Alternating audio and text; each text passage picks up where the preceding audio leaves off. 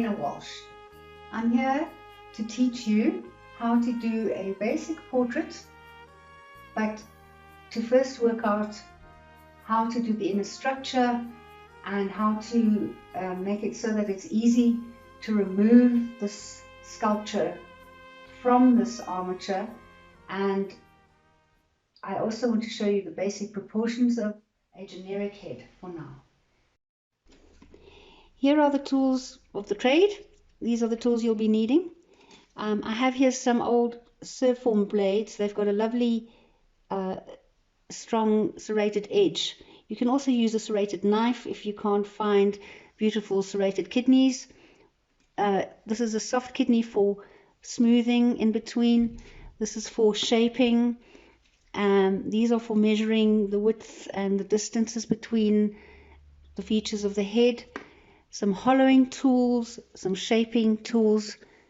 You'll always have your favorite, and some kebab sticks, a measuring tape, and importantly also some cutters for cutting your clay. Here I've just got some gut with some nuts at the end because I'm always losing mine, so I'm always having to remake them.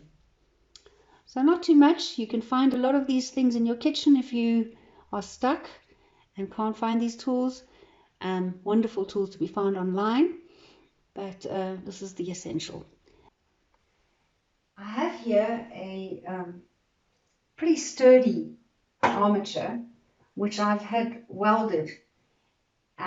It's for teaching purposes, therefore it's very strong. At home you could easily do a broomstick or a thick dowel stick. This one is 2.5 centimeters wide. You could go slightly wider. I would in fact go for a 3 centimeter wide dowel stick, which you would drill into a piece of wood, a nice sturdy thick piece of wood. You might have to laminate a few pieces together to get a nice thick piece. This is the simplest structure, which makes it easy for us to remove the sculpture afterwards. Here I have 40 centimeters of stick. This is going to allow us a head of about 25 centimeters, and there's enough room for a neck and a bit of shoulder if we want. I have here some shapes that I've made. These are what I can call ovoids. This is a quarter ovoid. This here is a half an ovoid or half a rugby ball. And then I have 2 more shapes here. These ones are going to go down here just to fill in the neck areas. We're trying to fill in the space inside the skull and inside the head so that the clay doesn't get too heavy and we don't have to use too much clay. I have here some pieces of tin foil, and I'm going to join these 2 pieces together, which I've just crunched out of paper, really, spare packing paper. And the easiest way to join these 2 pieces together and so you'll stick is with a nice piece of tin foil, like so.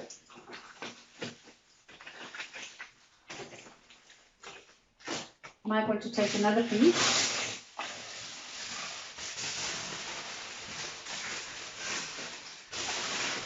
Just to make it nice and strong.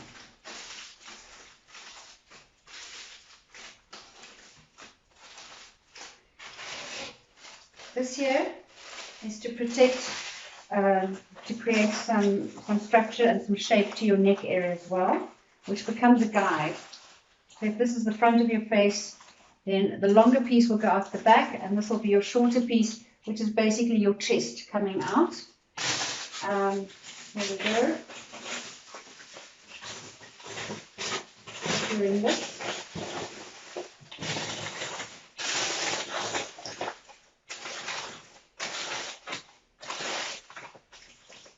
Right.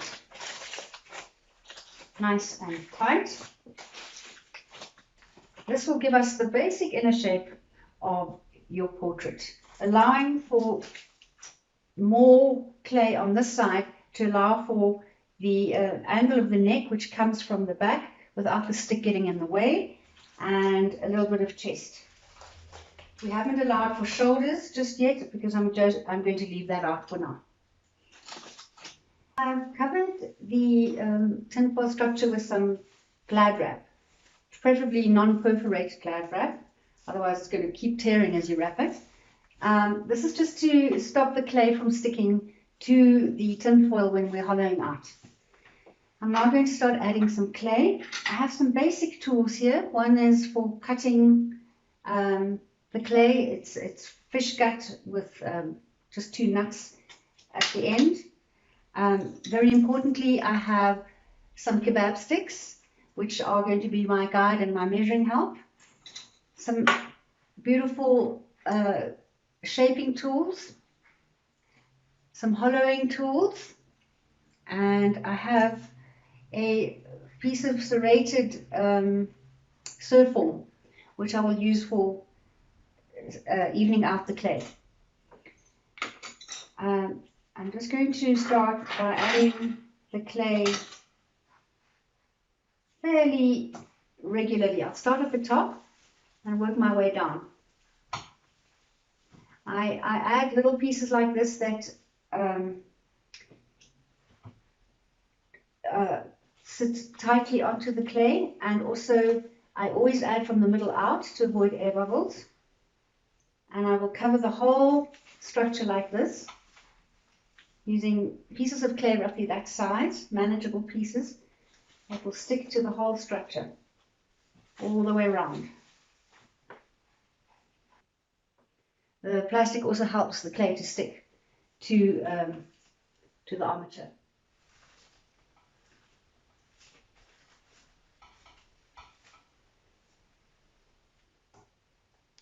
Do it evenly, otherwise your piece gets unbalanced. And just keep the clay nice and rough and unsmooth. Just keep it open as you're going to be adding quite a lot more clay.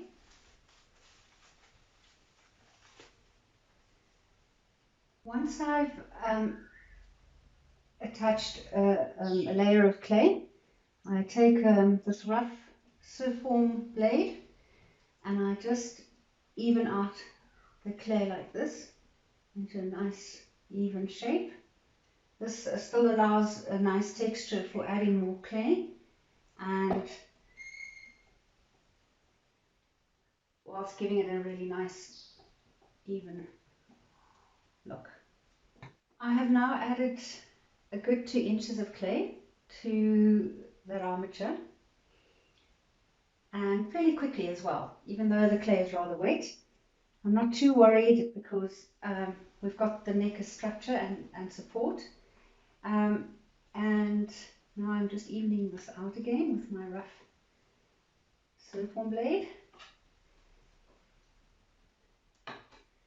I have given the pose, the head, a slightly uplifted pose, looking up,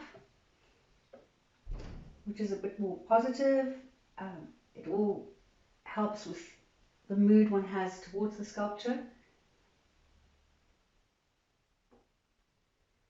I have added some chest over here, taken it back towards the notch where our shoulder blades come in, and I've allowed for a little bit of back.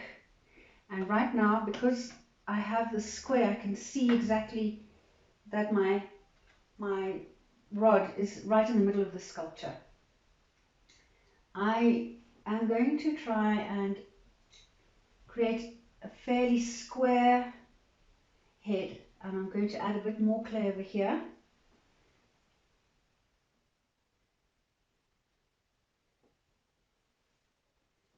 Because the width and the height and the width of the skull are almost the same.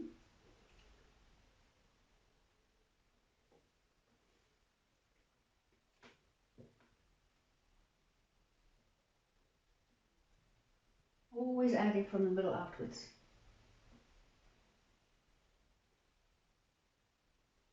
Again, we can check, although I don't want to make too many holes in the clay, that our width, at the moment the clay is a bit thin on the sides, but I'm still going to be adding quite a bit on the sides.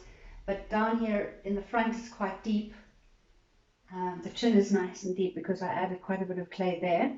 So we are going to add some more forehead and a lot more to the sides. So therefore, I'm quite happy with what we've got right now. It is roughly a slightly bigger than life size. We want it to be bigger than life size because the clay shrinks quite a lot in the kiln, so it can shrink up to 20%, but we work around 10 or 15%.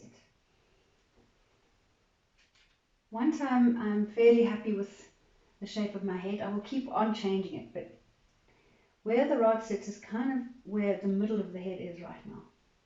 I'm going to draw a line to indicate that on both sides.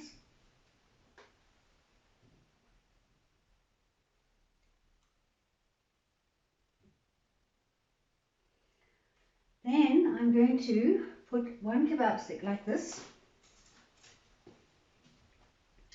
and another kind of into my chin area, and I'm going to guess the halfway mark. It's kind of where our eyes are going to sit,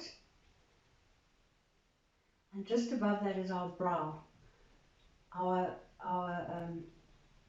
this area just above the nose, the bridge of our nose, which is going to be almost the lowest or most innermost point of the skull. Then I'm going to draw a line through the middle here, okay, get the halfway mark of our head.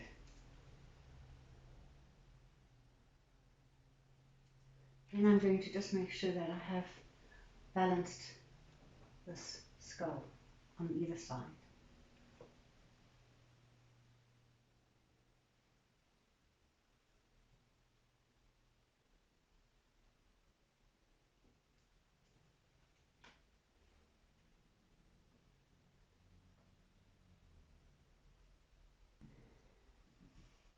Once we've got the volume of our head, we now want to start finding out where to place things, where to place the nose, the eyes, the ears.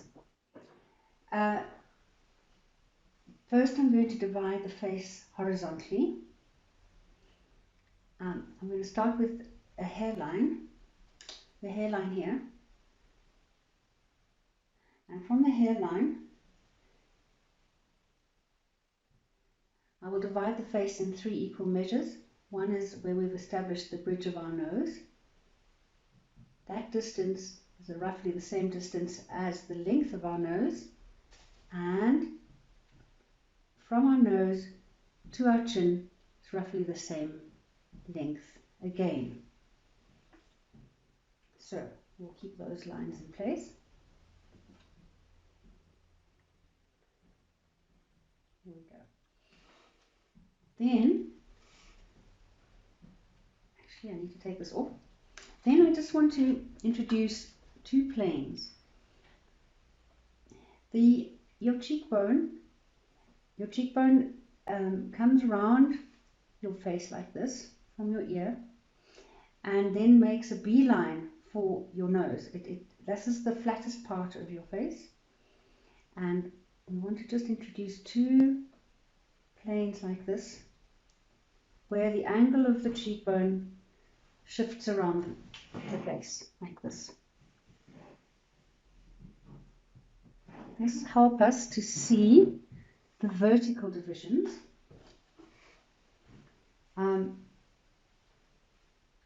Here we divide the face into 5 equal parts, 1 into 5 sections. This is your nose section.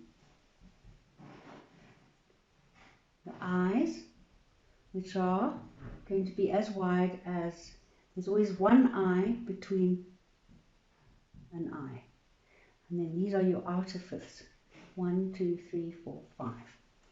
Right?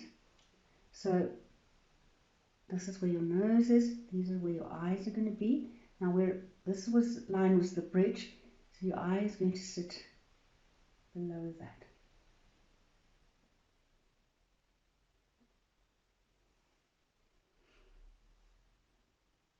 Your mouth lowest part of your mouth is going to sit midway between the chin and the bottom of the nose.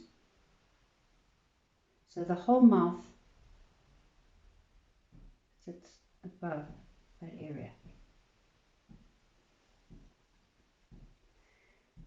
Right, now we want to establish where the ears are going to go.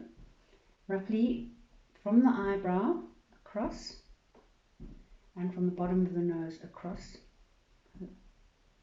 fairly horizontally, although remember this is at a slight slant, so we're going at right angles to the angle of the face. This is where your jawline is going to come. We haven't really sculpted it yet, but we know that when we unblock our ears, our jaw is connected to the ear and to the ear hole, which sits roughly here, and the ear sits over here at an angle to the jaw. Same with this side. A little bit higher, that's the brow and the nose. Angle here, take away a little bit, and this is where your ear is going to sit, and your ear hole over there. This is important to know because this is how we establish where our cheekbone is. The cheekbone is the highest point in the face. If you literally take your fingers and feel along your cheekbone, you'll establish that this is the highest point of your face, about here, and your cheekbone comes in from here and goes across there, more like that, and from here, like that. You can literally sit and feel your own face, and what you'll see is that it goes straight to the nose from here. Let's do the side. Let's just work on the side. Right. Then we also need to establish the highest point of our skull, which is about here. These are very important points in our face and in our head. Very important little landmarks. Right. At this point, I want to do a few cross checks on measurements that I want this head to have. I've used this set of calipers like this, and I've gone to measure my son's head in this case, and I've measured the width of the widest part of his head, the widest part of his cheekbone, and the widest part of his jawline. Then from the nose to the chin, from the width of his mouth, which should almost line up with the distance between the two pupils here. Then I have also measured his whole head, and then on a profile I've measured his, although this didn't fit right into the drawing, I measured the full width of his head.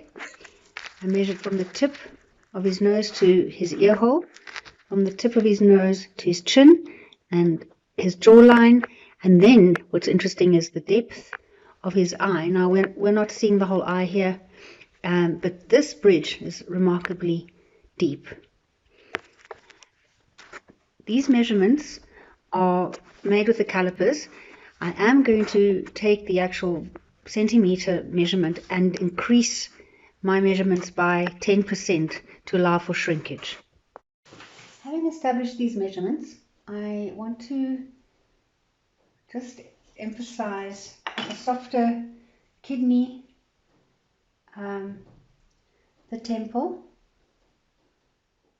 again. What I also forgot to mention was that the outer fillets also are about the width of an eye, so we want to keep that. Right, and taking our cheekbone as a guide, just hollow out here a little bit.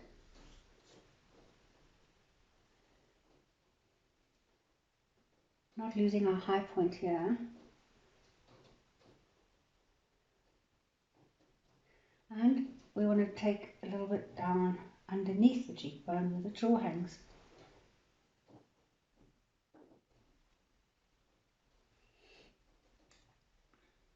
Here. And I haven't drawn this in, so coming here to the ear and from here. So bringing in this temple here.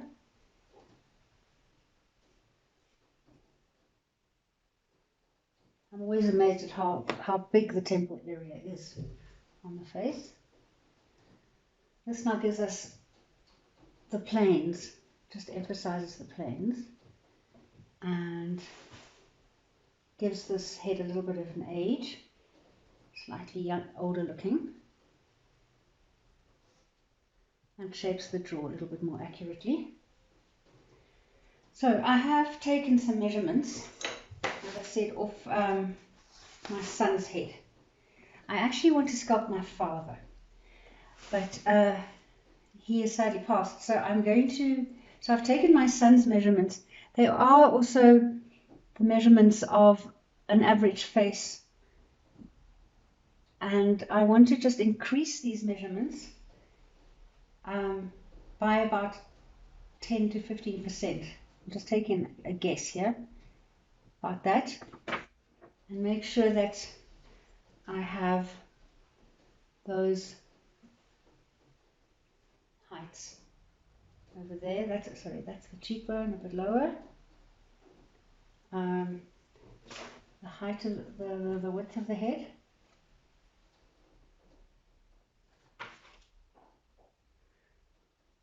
Which are now just taken away, but pushing that measurement a little bit further back behind the temple. And the jaw. Add a bit of width, a little bit more. This is just to allow for shrinkage. I don't like a head that is smaller than life. It can look a little bit shrunken after the firing. Rather go bigger and allow it to shrink to life size. Go much bigger or much smaller. At least 20% larger than life at this stage. Right, just cross-checking those measurements. The whole head here, that's roughly right. And yeah, we'll get to the eyes and the mouth a little later. From a profile point of view, this is the measurement from the ear to the nose. Well, we haven't got the nose yet, so we can't tell. Then that was about the width of the head and a bit more. So we've got some room to add here. This is without hair. Don't forget, you've always got to sculpt your skull before you add hair. You've got to have your skull in place before you add your hair, which lies on top of the skull. Anyway, so these other measurements are a bit premature. I now want to show you, where's my tool, what happens here with the eye socket. I also want to just correct something I did earlier.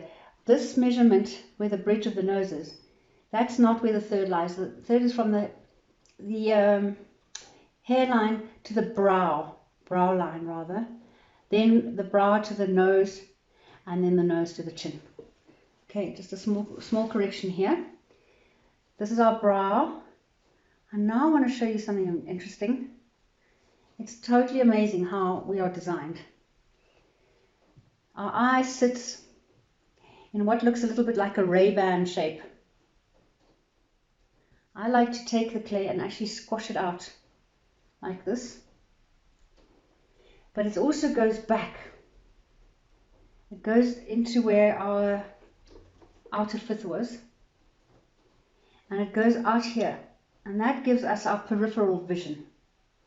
And this goes a bit narrower here. Also, so that our eyesight can cross over. So that's fascinating. I also find it amazing how protected the eye is.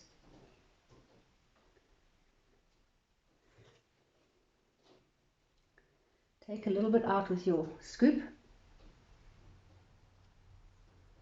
and then squeeze a little bit of it into this bone here, but take it back as a wedge into the outer fifth.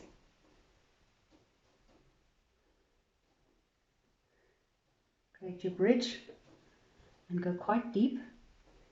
I did take a measurement here of the depth of the bridge to the eye, and that's rather deep. So we can go quite deep here to where the eye is. Although I think I'll build it out a little bit, but that's quite an amazing distance. Don't underestimate it, especially in my family, since I am looking at my son. We have very deep set eyes. Right. I've pushed these eye sockets right back, and I've created two balls. Oops, I've lost my one. Oh, here, wait. I've created two eyeballs. Roughly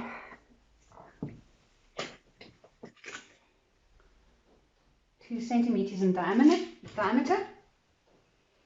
and I've pushed this eye socket right back, almost to my plastic, right through, which is basically anatomically quite correct. Like the core of the sculpture might be the brains of the skull, to allow this ball to fit right in there.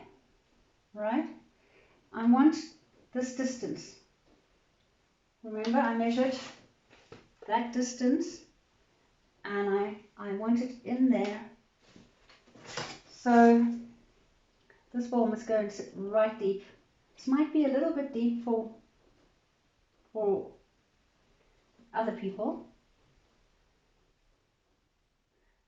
but for this portrait, I want to go fairly deep. This ball is a little bit too big. I'll make it a bit smaller. I've also let it dry out a little bit. It's a little harder than the other clay, which allows it not to get so distorted with all the work around the eye. Right? So, now very important is to make sure that this measurement between the eyes, remember I've made this head a little bit bigger, so I'm going to allow for about a few more inches, centimeters, millimeters, where the eye sits. So don't hesitate to take it out, make the cavity a little bit bigger, and push it back in. You don't want eyes that are too narrow, too close together. Remember, it's about an eye between an eye. Still think this one's too big. So, right, there. Now the next thing is I'm going to flatten. I'm going to actually take away quite a bit, because there's a slight angle from the brow to the bottom bone. I want to flatten this a bit, not too much. And the eye sits at an angle like this in the head. This is very important to note. It doesn't sit flat. It sits at an angle like this. So the bottom lid is behind the top lid. And this is your flat part of the face. I'm just going to take a little bit away here, and a little bit of clay away here, to flatten the face here a bit.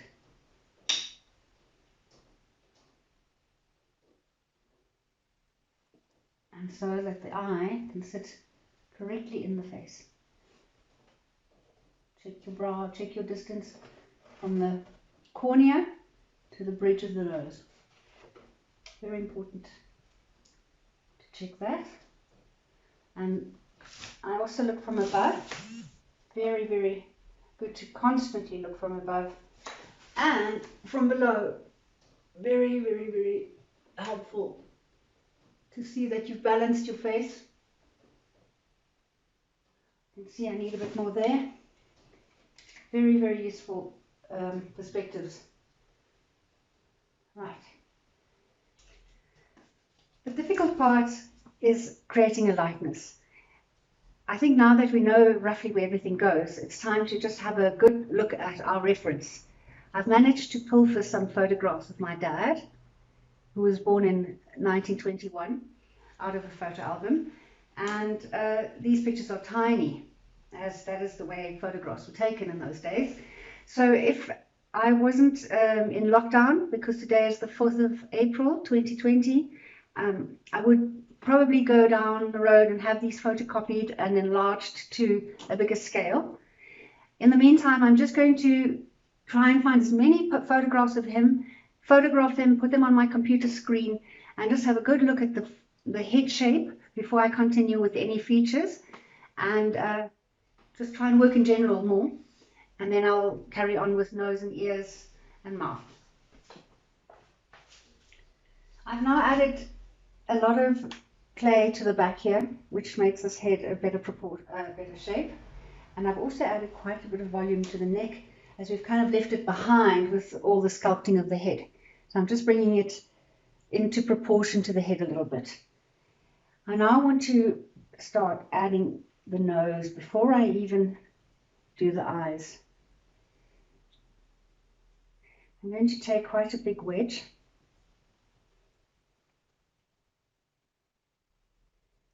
Piece of clay and create a wedge shape. This is where the nose bone sits.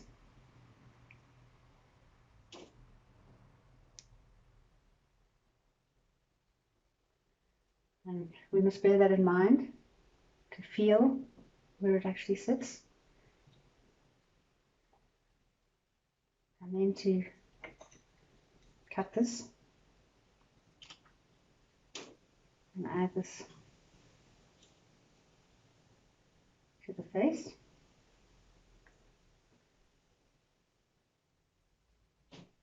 We roughly know where to go up to.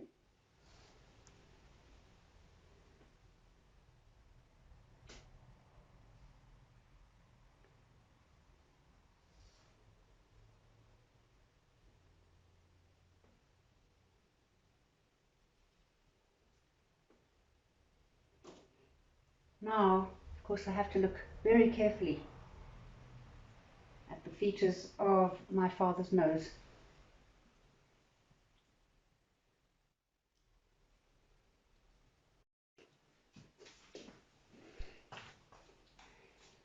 In between these demonstrations, I'm constantly evening out the face, checking for balance, checking that everything is equal on both sides. And now I want to just place the ears. Now all ears stand off from the face, and it's a good indication when you take a photograph of somebody that you see both ears. So you must always photograph the person you want to sculpt from a distance of 3 meters, and if you see both ears, then you know you're far enough. So many people reference the wrong images off their cell phone, having taken a selfie, they're too close up, and the camera distorts the face, and we end up with this fisheye kind of face with a big face and disappearing ears. Here are again indicators from the brow, from the tip of the nose, where the ear sits in line with the jawline here. This is purely, these are 2 little orange wedges I've made. They are equal. I'm checking their size against one another, as if you were taking an arch apart, really. And I put one on this side, just scratch a little bit, wet it perhaps if it's dry, and just attach it over here. And on this side, again the jawline, the brow line, nose line, just checking where my ear is here. Also just always double checking from above, and very importantly from below, every now and then. to check that you are in the right place here. So a little bit lower, touching that wedge. That's just the wedge, it's just what's behind the ear.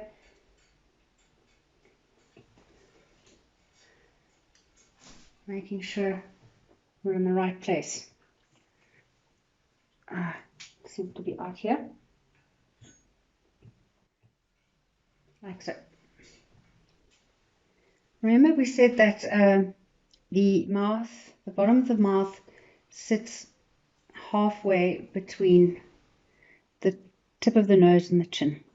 So our mouth here, I'm going to sit roughly here. The most important thing to remember about the mouth is that it sits and hugs the teeth, and therefore it is a very, very strong horseshoe shape that you get here. If you don't do that, you'll get a very old looking person who has no teeth. It's very important to create this wedge over here where the mouth hugs the teeth and then falls back into the cheeks. My father has quite a strong chin. I'm just going to add a little chin here, just to give it some more shape here. Right. Again, I'm going to establish my midline.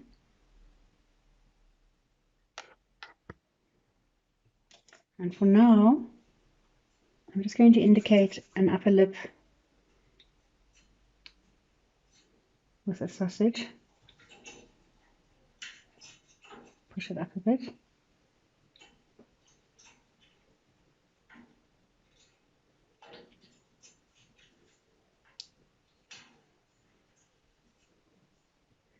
As you can see, I'm wedging it up.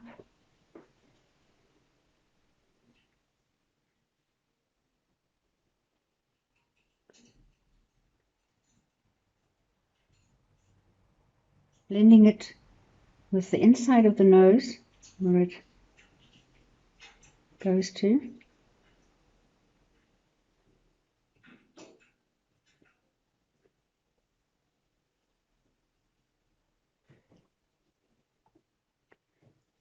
And adding the bottom lip,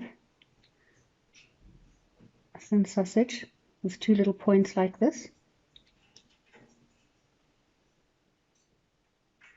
Quite a thin lip, but I'm not really getting lightness yet, just getting the positioning right. Right. Now I'm going to go back to the eyes before I establish exactly where and how the mouth lines up with the eyes.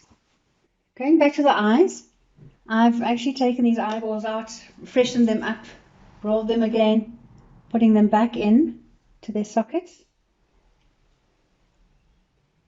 This one seems a little bit big. I'm just going to, and placing them in here.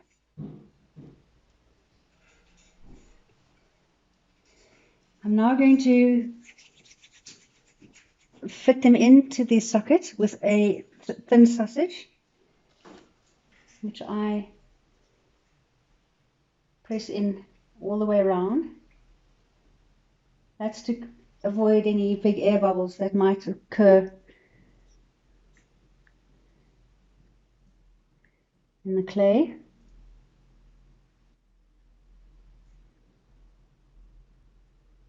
Without damaging the roundness.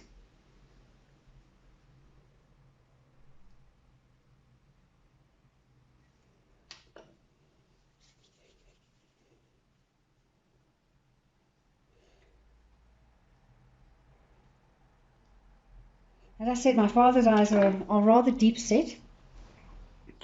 Therefore, I've left them quite a high brow here. I haven't even added any brow yet, which is quite normal for men. Males have a higher, more prominent brow here generally, and I haven't even added that yet.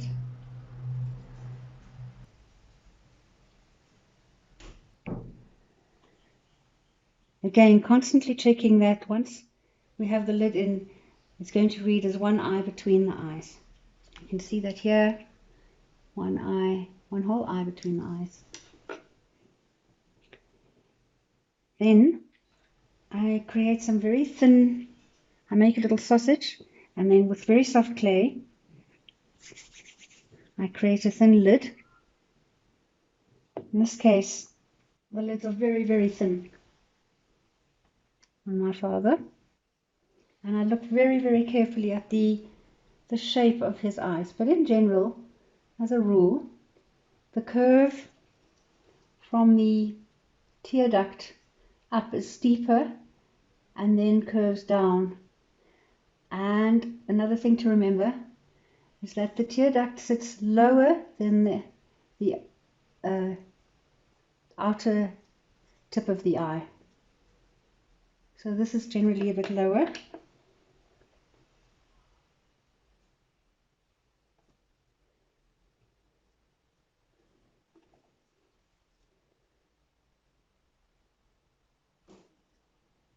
So it curves up and then softens over there.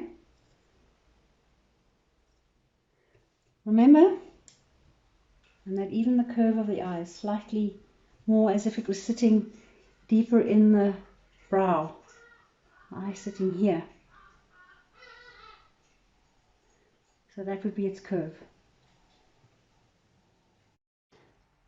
If you're wondering what the background scratching noise is, it's my parrot who's come to visit.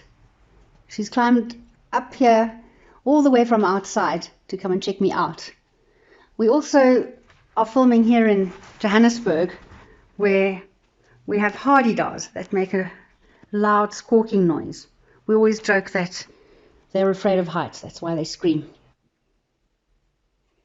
Now for the lower lid, same again, a sausage, leaving a little bit of a curl here for the tear duct, little gap there,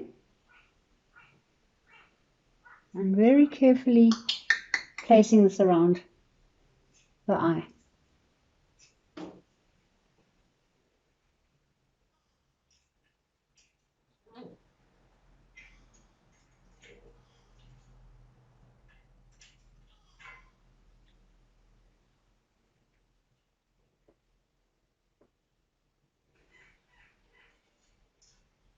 It's always very hard to get both eyes equal.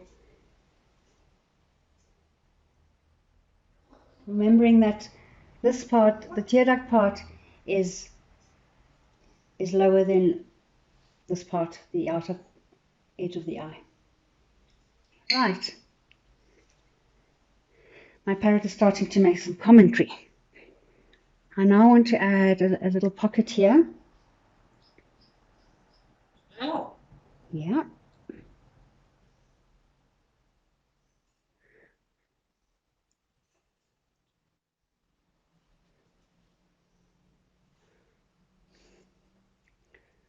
And the same here.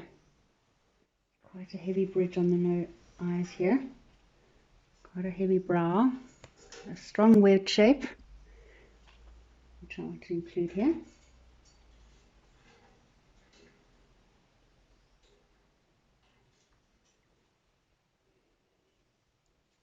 And a bit more brow over the whole area here.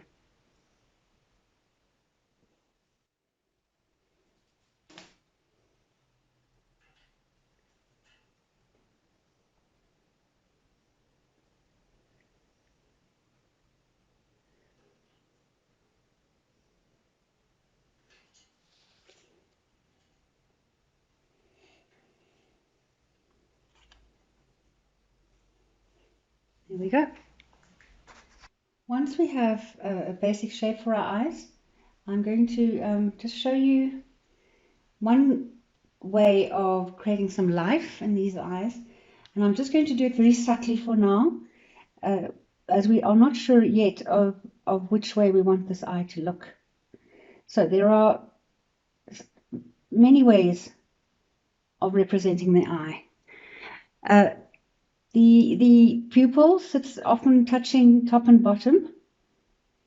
In the case of my dad, that's the case. Now, of course, we can play around with the eye, having it look into the distance, which makes it more contemplative. You can have him staring straight at you, but thinking of something else. You can play around. It all depends very much also on the expression of the mouth, how much of a smile you are bringing in, because obviously that flattens this bottom lid and crinkles up the laughter lines here. So the eye is very, very dependent on what happens with the mouth. So for now, I just want to put a bit of life into this eye. And the general rule is here, we're not sticking to the anatomy of the eye anymore. We are now coloring and drawing with light and shadow. So we are impressing the iris and bringing a bit of shadow into that eye. I'm actually going to take out a little bit of clay. If it's a blue eye, it's less deep. A dark brown eye, you would go deeper. My dad had blue eyes, so I'm sticking to quite a shallow recess right now. And then I sort of roughen it up a bit, and we always have a little bit of light catching in our eyes. So right now, that looks a bit big, but it's just there to give a little bit of expression to this eye whilst we carry on working. And then a slightly darker hole for the actual pupil.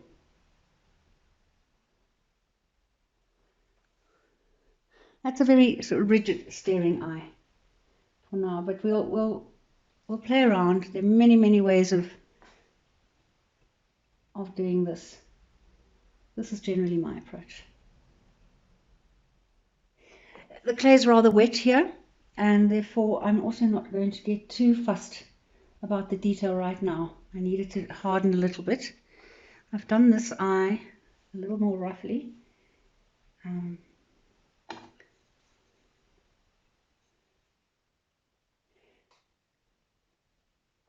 To quote Giacometti, he said, the less the eye looks like a biological eye, the more you've captured the spirit.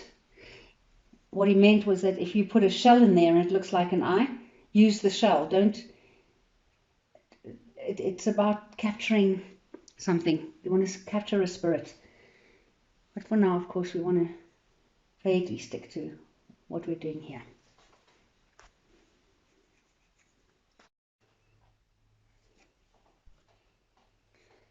In this sweet photograph of my father and mother at their wedding, I found a profile and discovered that his forehead is a bit more pronounced. So I'm going to work on that, and then I'm going to work on the nose. I'm going to have to reference a few more photographs just to get the exact shape of this nose. But for now, I'm happy. I don't think it's wise to get too involved in any area of the face at this stage. Try and work generally, otherwise you get so involved and then only to find that you've made a mistake or it's in the wrong place. Even though we've now pretty much certain about where everything is placed, it still can change. From the nose comes the upper lip.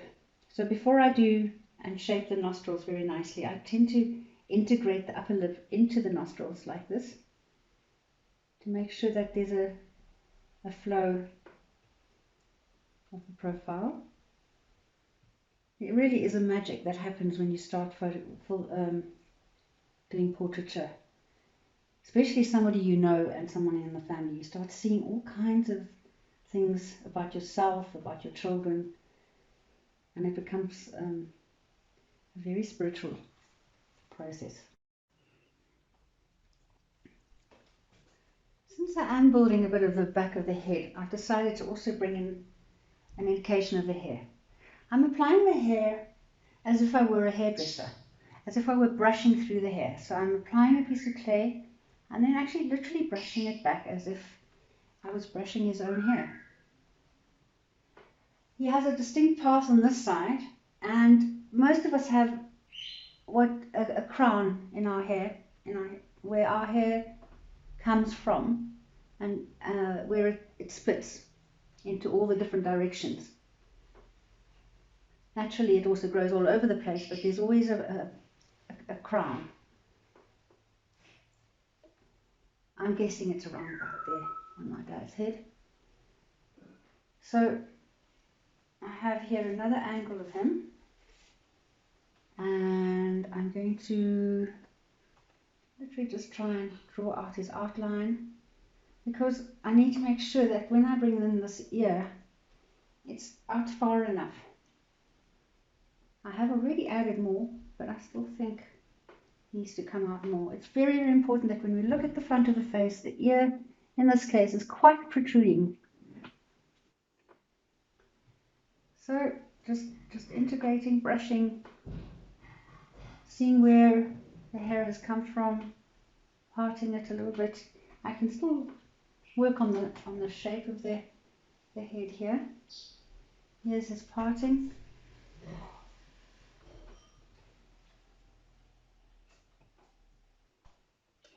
It's important to note at this stage that this generally is more angled. I think I've got my chin out too far.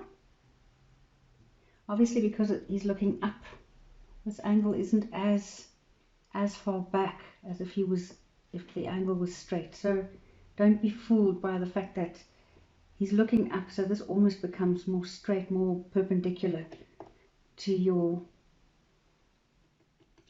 base. So I have just adjusted and pushed this nose back a bit, but I don't want to lose the whole nose. I don't want to lose the depth of that nose and the size of it. So I am pushing this back a little bit and slowly working my way towards the mouth, which is crucial. The mouth will determine the expression and again influence the eyes and the fullness of the cheeks. Coming to the mouth, again just check your vertical balance. Yeah.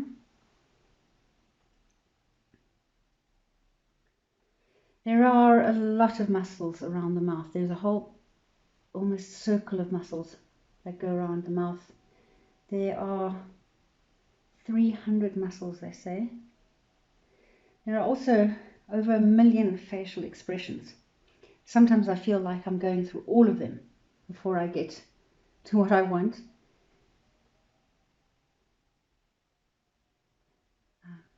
I want to create that little angel's touch, is what they call it. Remembering that the outer edge of your mouth generally lines up with the pupil of your eye. You can draw a little line there, and this one here. This is if you've got a neutral expression to your mouth. Now, in this mouth, it's quite a thin mouth. I can't really demonstrate the fullness, but all mouths have little sort of nodules or lips. And don't be fooled, the lip is very much part of the face. It's not an add-on. I don't like adding on. I'd rather add on the whole volume and push away and cut away than add on a mouth. The lips are simply a different color and a different texture, skin texture. They are not separate from the face.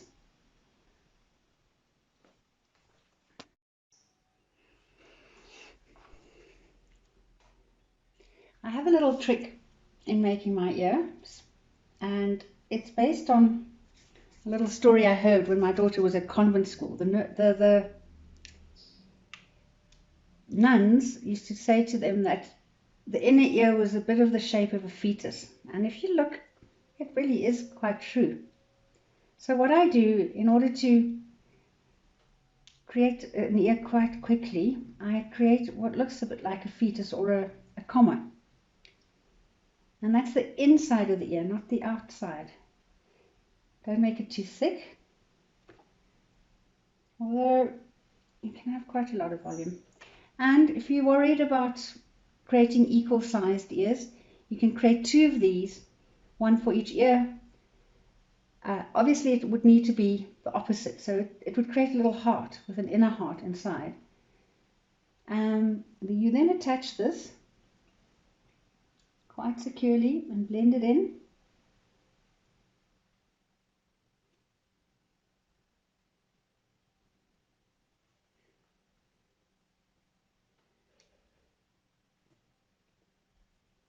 Remembering that this is where your ear hole sits.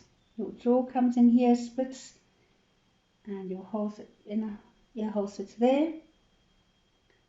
Today is Monday and I've got a lot of noise coming from the kitchen. And then I create another piece of clay. I take another piece of soft clay and I make a long sausage like this with a bit of a taper on the end. I have a little taper here and I attach it,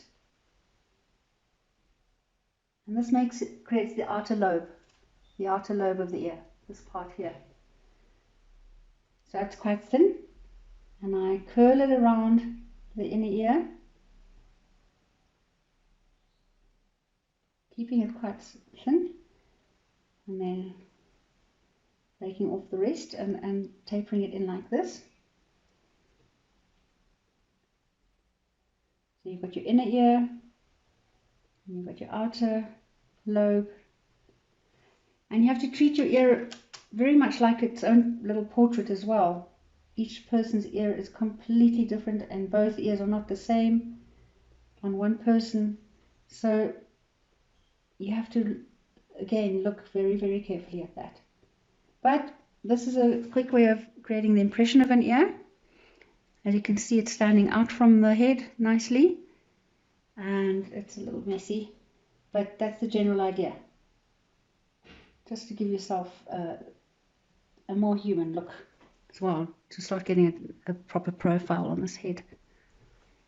You then take off your wedge. You dig into your wedge and take that clay and add it here. There's a little bone behind your ear, and you can start feeling how the shape of your head is at the back, and you can dig away a little bit more, and then it's a case of really looking and shaping that ear. Some people have a very, very protruding inner ear. This almost stands out further than the outer edge of the ear.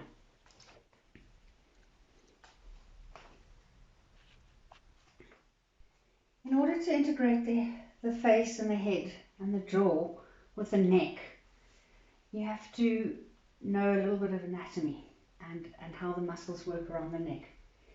I've built the neck up a little bit to come in line with the width of the head.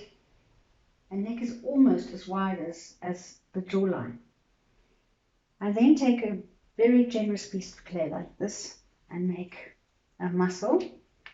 It's the Sternocleidomastoid muscle, which is a huge muscle. And when you look at people, when you watch TV next, have a look at their necks. The most expressive muscle on the body. I then attach it to the skull and flatten it and bring it round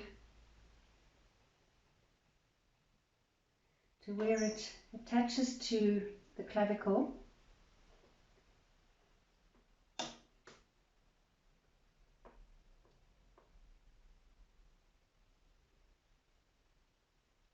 and forms a suprasternal notch.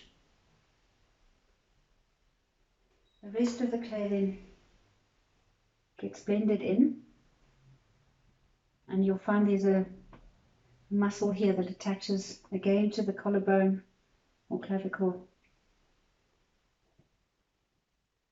and you can even bring in the bone here.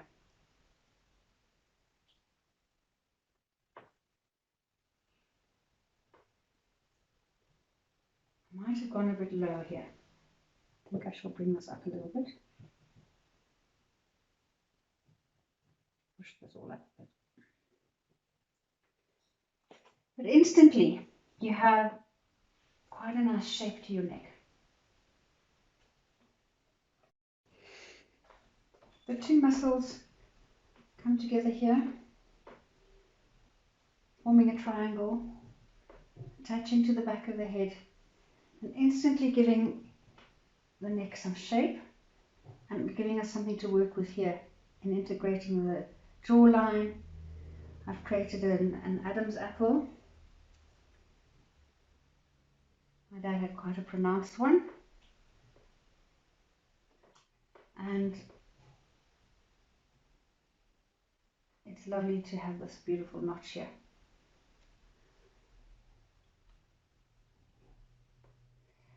I then work on the back muscles, the neck muscles.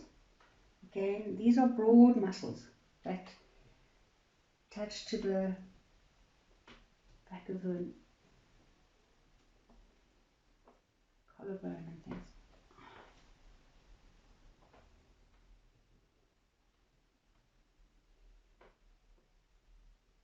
There are many, many layers of muscles underneath this, of course, but we're only looking at the very surface muscles.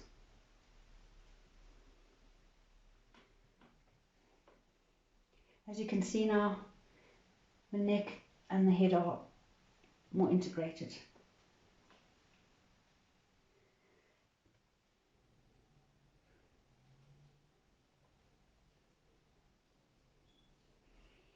Working through the camera is quite a good exercise. It takes you a step back. I had to do a lot of work on the forehead to get this whole face into proportion. It was much too big in proportion to the forehead, and I've added a lot for the hair. It's hard to know when to stop, because sometimes you capture something with the rough texture that you'll lose when smoothing.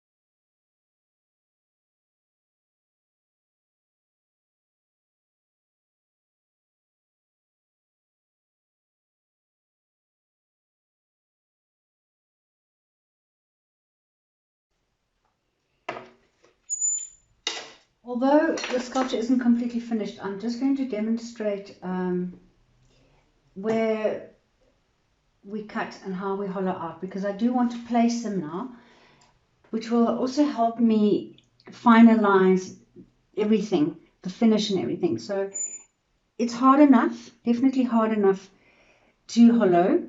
There are a few soft bits here on the hair that I added today, but generally it must be so firm that it takes a lot of pressure to indent the clay, and you will only really achieve that by leaving it out a little bit to dry. Don't be afraid at this stage, if you're in a cool, dark place with no draft, to leave it open for a while. It also helps you to stop changing things, to let things settle, and because there comes a point when sometimes you don't even know how to stop or where to stop.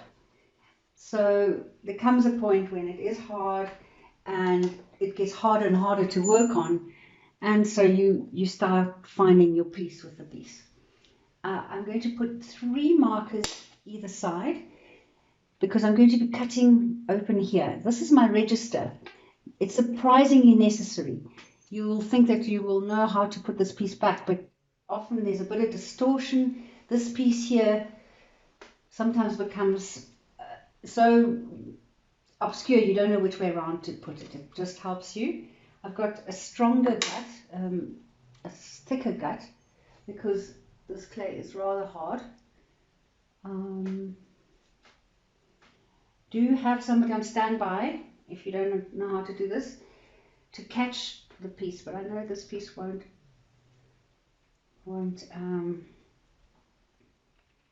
my goodness, this piece is hard. Okay, there, I've gone through, which means I can lift this. A bit more grip with the plastic.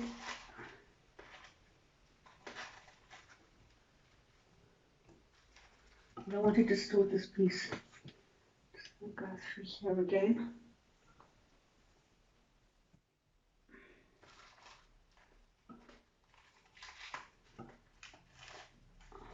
Seems like I didn't cut there for some strange reason.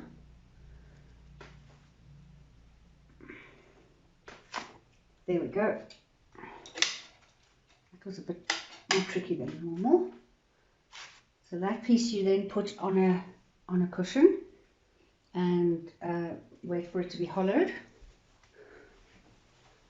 And now you take your tool, your hollowing tools, and you dig around this core until you free it up, leaving a very nice edge for it to be rejoined. A nice 1-inch edge. That doesn't mean that the whole piece is 1 inch thick. It just means I've got a good solid edge. But I actually try and make the walls a little bit less, almost like a centimeter thick all round. I should go a little bit thinner on the inside, but my edge must stay nice and strong for the two pieces to marry afterwards.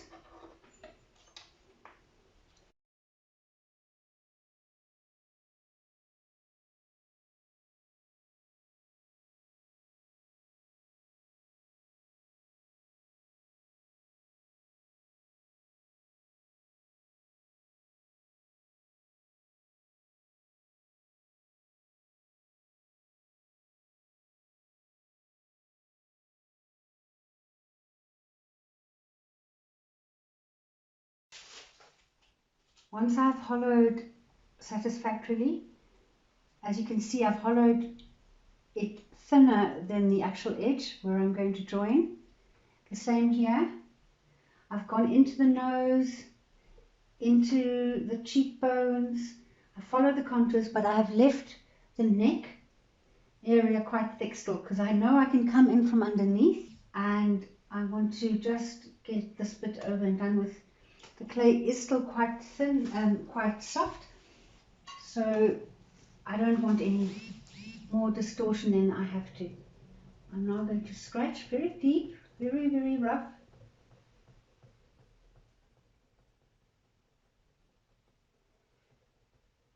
Although I put the hollowing, the removal of it off the plinth on time-lapse, I must say that this method with the tinfoil really works well. It's left me with quite a nice cavity and much less work on the hollowing side. Both sides.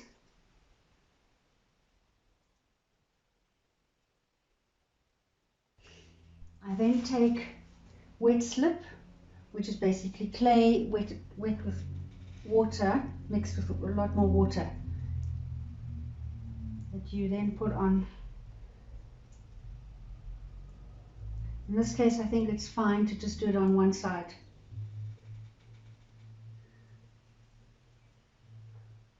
Here is where the registration marks come in.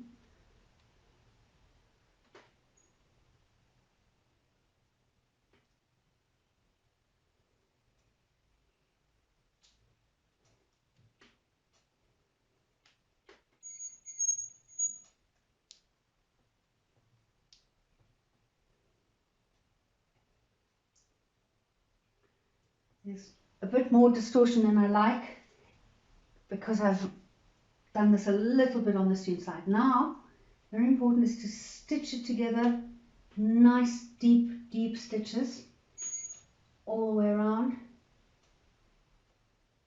So that's why it's good to do this before you've completely finished the hair, because you do mess it up again a bit.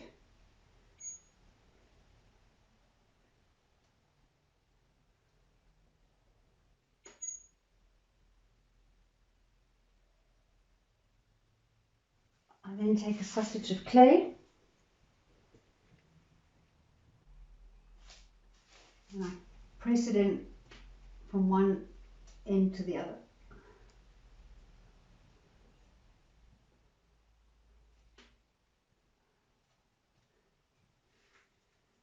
Do give yourself enough time to do all of this in one go. Don't interrupt this process. Once you've started the hollowing process, finish it to avoid as much distortion as possible, as little distortion as possible.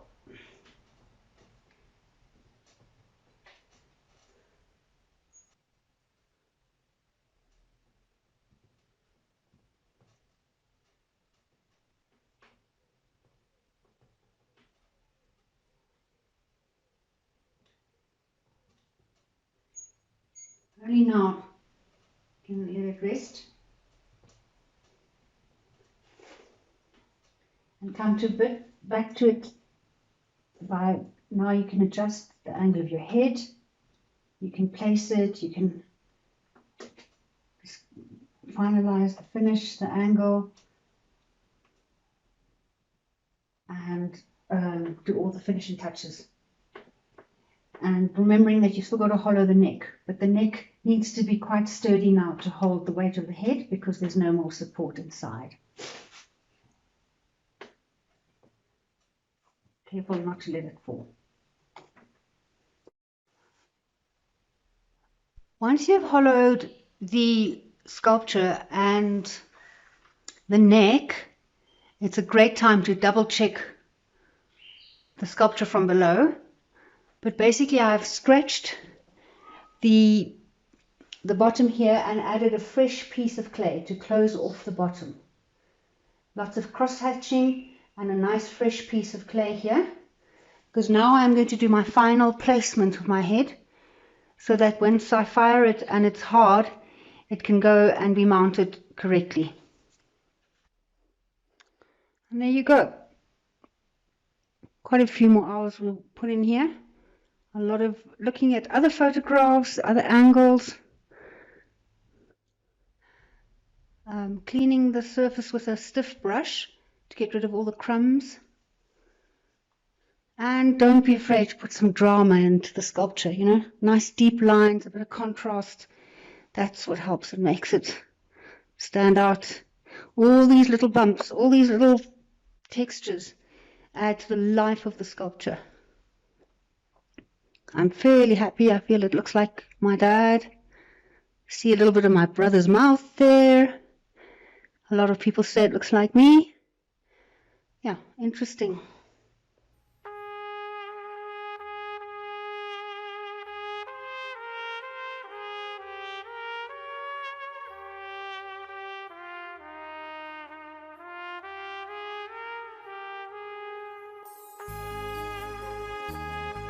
Thank you for going through the process with me of sculpting my father. It's been very cathartic for me, and I hope you've learned a few things. At the end of the day, you have to push through yourself, relook, and as I say, peel the layers of your eyes and force yourself to reach some form of likeness, and that can only happen if you persevere, look at many angles, get the help of some family members if it's a family member, or just other people, objective views. I'm also available for crits if you want to send me pictures and I can see a comparison. I can always guide you that way. And other than that, I'd like to just put this tutorial into the context of the COVID-19 lockdown period 2020 South Africa, in that it gave me the opportunity to focus on teaching online and perhaps take this further and do some live teaching. Other than that, I hope you can find some joy in all of this and carry on sculpting. Enjoy.